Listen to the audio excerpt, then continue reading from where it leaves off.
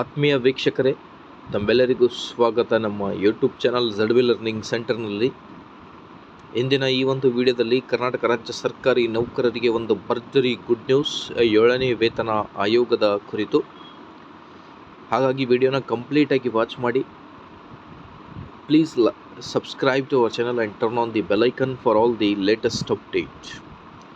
ರಾಜ್ಯ ಸರ್ಕಾರಿ ನೌಕರರ ಬಹುದಿನಗಳ ಬೇಡಿಕೆಯಾದ 7ನೇ ವೇತನ ಆಯೋಗ, ಅದರ ಕುರಿತು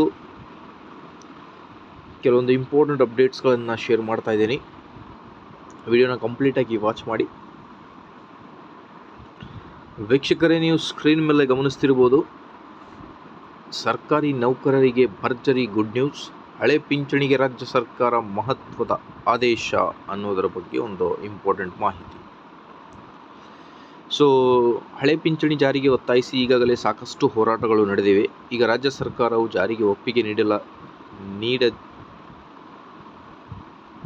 ನೀಡಿದ್ದಲ್ಲದೆ ಆದೇಶವನ್ನು ಸಹ ನೀಡಿದೆ. ಈ ಏಪ್ರಿಲ್ 1ರಂದು ರಾಜ್ಯ ಸರ್ಕಾರದಿಂದ ಮಹತ್ವದ ಆದೇಶ ಜಾರಿಯಾಗಿದ್ದು, ಕೆಲವು ಷರತ್ತುಗಳನ್ನು ವಿಧಿಸಲಾಗಿದೆ. ಇದರ ಕುರಿತಾಗಿ ಸಂಪೂರ್ಣ ಮಾಹಿತಿ ನೀವು ಗಮನಿಸ್ತಿರ್ಬೋದು. 1/4/2026 ಪೂರ್ವದಲ್ಲಿ ನೇಮಕಾತಿಯಾಗಿ ನಂತರ ಅನುದಾನಕ್ಕೆ ಒಳಪಟ್ಟ ನೌಕರರಿಗೆ ಹಳೆಯ ನಿಶ್ಚಿತ ಪಿಂಚಣಿ ಯೋಜನೆ ವ್ಯಾಪ್ತಿಯ ಒಳಪಡಿಸುವ ಕುರಿತು ರಾಜ್ಯ ಸರ್ಕಾರ ಮಹತ್ವದ ಆದೇಶವನ್ನು ನೀಡಿದೆ. ಹಳೆ ಪಿಂಚಣಿ ವ್ಯವಸ್ಥೆಯನ್ನು ತೆಗೆದುಕೊಳ್ಳುವವರು ಸರಿಯಾಗಿ ನಿರ್ಧಾರ ಮಾಡಿ ಆಯ್ಕೆ ಮಾಡಿಕೊಳ್ಳಬೇಕು. ಅದಕ್ಕೆ ಸಂಬಂಧಪಟ್ಟಂತೆ ನೀವು ನೋಡ್ತಿರ್ಬೋದು ಬಹಳಷ್ಟು. ಏನೆಲ್ಲ ರಾಜ್ಯ ಸರ್ಕಾರದ ವಿಧಿಸಿದ ಷರತ್ತುಗಳು ಏನೇನು ಅಂತ ನೋಡ್ತಾ ಬಂದರೆ ಇಲ್ಲಿ ಕೊಟ್ಟಿದ್ದಾರೆ ನೋಡ್ರಿ.